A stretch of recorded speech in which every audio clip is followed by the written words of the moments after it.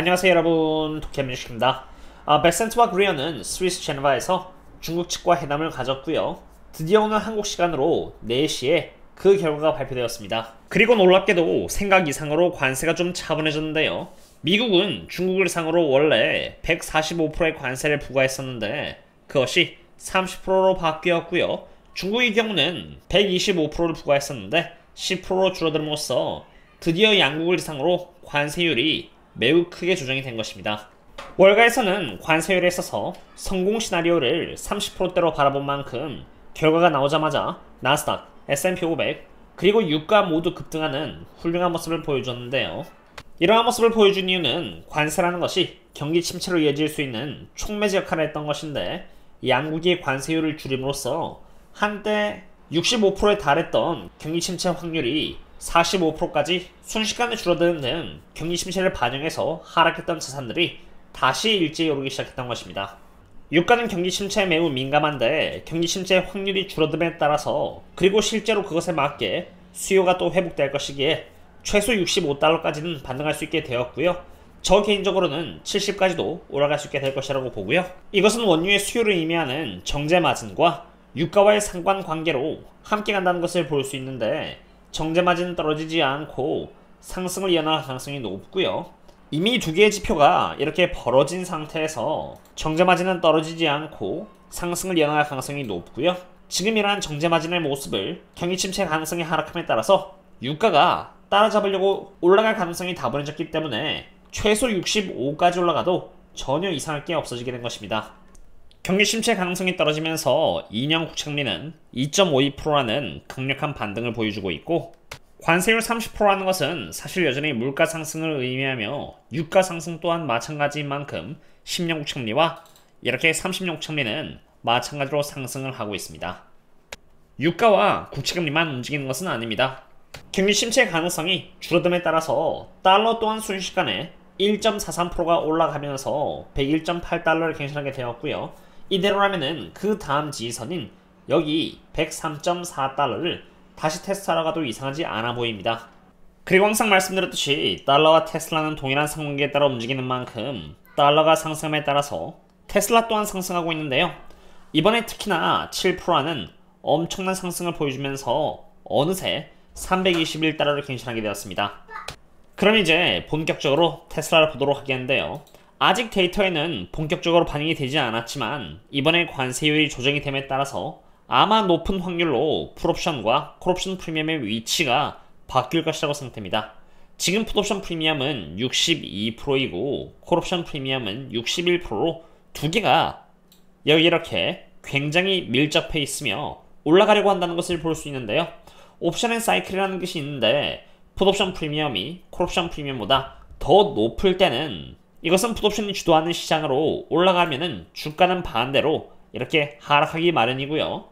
반대로 콜옵션 프리미엄이 풋옵션 프리미엄보다 더 높을 때는 콜옵션이 주도하는 장으로 콜옵션 프리미엄이 올라가면은 주가는 이렇게 함께 올라간다는 것을 볼 수 있는데 지금까지 풋옵션 프리미엄인 이 검정색이 콜옵션 프리미엄인 빨간색보다 더 높은 위치에서 올라감에 따라서 주가가 떨어졌다는 것을 볼 수 있는 것입니다.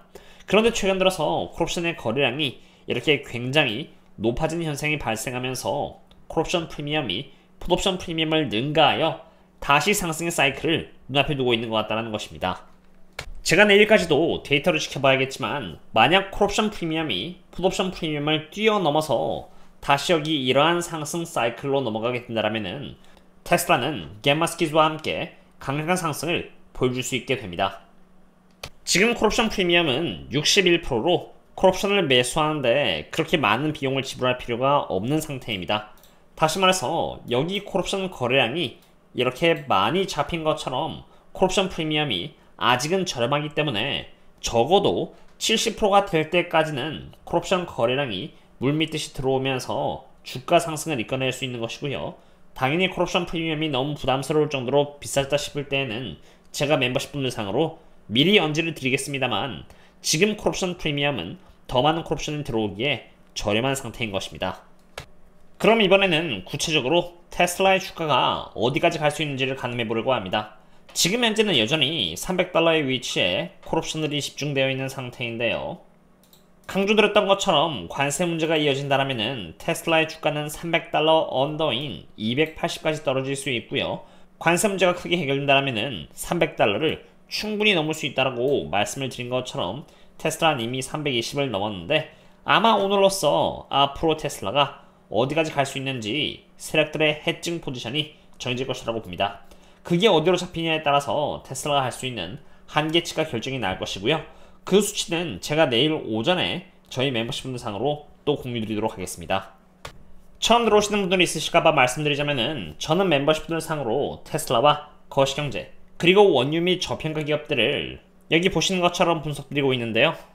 지금 안 그래도 50% 할인 쿠폰이 지급되고 있는 상태이고 50% 할인 이벤트는 사실 오늘이 마지막인 만큼 혹여라도 제가 공유드리는 리서치 서비스가 어떤지 한번 체험해보고 싶으시다면 쿠폰을 사용해보시는 것을 추천드립니다. 테슬라의 경우 하루도 빠짐없이 매번 서포트를 하면서 바이 앤 홀드 형식의 기여를 하였고요. 테슬라뿐만이 아니라 저평가인 나머지 장기적으로 좋은 수익을 줄 수 있는 보잉과 같은 기업들을 상으로 꾸준히 분석을 드리고 있으며 추가로 관세 결과 그리고 이제 뭘 살까라는 제목과 같이 지금 현재 흐름에 있어서 어떤 기업이 투자하기에 여전히 매력적이고 안전한지 또한 분석을 드렸습니다. 멤버십 상으로 라이브 또한 굉장히 많이 하는 만큼 혹시라도 관심이 있으시다면 12시에 종료가 되므로 쿠폰을 사용해 보시면 좋을 것 같습니다. 그럼 이제 테슬라의 밸류에이션에 대해서 살펴보겠습니다. 이번에 $320까지 테슬라가 상승함에 따라서 드디어 테슬라는 밸류에이션 관점에서 적정 주가에 위치하게 되었습니다.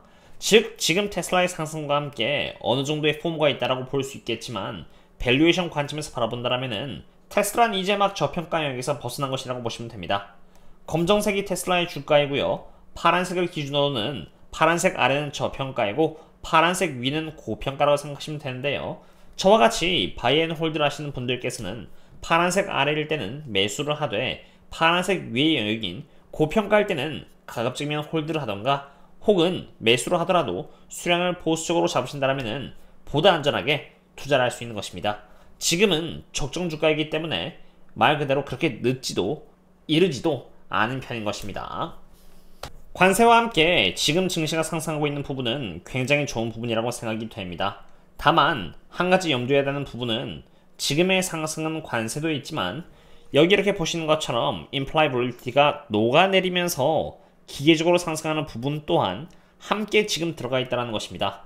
implied volatility는 이미 지난주 금요일날 이렇게 굉장히 높아진 상태였고요. 오늘 프리장에서 주가가 1%의 상승으로 시작했던 이유가 바로 이 수치가 녹아내리면서 지수가 1% 넘게 올라갔던 것인데요. 아마 장이 시작되면은 implied volatility 수치가 과거에 보여줬던 것처럼 여기 이렇게 갭 하락을 하면서 바닥에 가까운 모습을 보여줄 것이고요. 일반적으로 implied volatility가 바닥을 찍으면은 올라가는 모습을 보여줌에 따라서 약간의 하방 압력이 가해질 수 있다는 것입니다. 오늘은 미국과 중국 사이의 관세 결과 그리고 그 영향에 대해서 알아보았고요. 이로 인해 테슬라는 옵션 관점에서 어떠한 변화가 생길 수 있는지 그리고 밸류에이션까지 알아봤습니다. 달러가 올라감에 따라서 경기 침체 확률이 떨어질 것이라는 것은 또 알겠는데 그와 동시에 국채금리까지 또 강하게 상승한 모습을 보여주는 만큼 스태그플레이션이 오는 건 아닌가라는 생각도 드는데 관세라는 변수는 정말 트럼프 대통령에게 달려있는 만큼 거시경제가 어떠한 방향으로 가게 될지는 꾸준히 지켜봐야 한다고 봅니다. 하지만 적어도 지금 현재를 기준으로 유가는 65를 갈 수 있을 것이라고 생각이 되고요. 테슬라 또한 옵션 관점에서 바라봤을 때 과거와는 달리 콜옵션 프리미엄이 풋옵션 프리미엄을 뛰어넘어서 상승 쪽으로 분위기가 전환을 할 수 있을 것 같다는 생각이 드는데 혹이라도 또 제가 발견하는 게 있다면 최대한 빨리 말씀을 드릴 수 있도록 하겠습니다. 오늘은 여기까지 하도록 하겠고요. 도움이 되셨다면 구독과 좋아요 부탁드립니다. 그럼 다음에 또 만나요. See you later.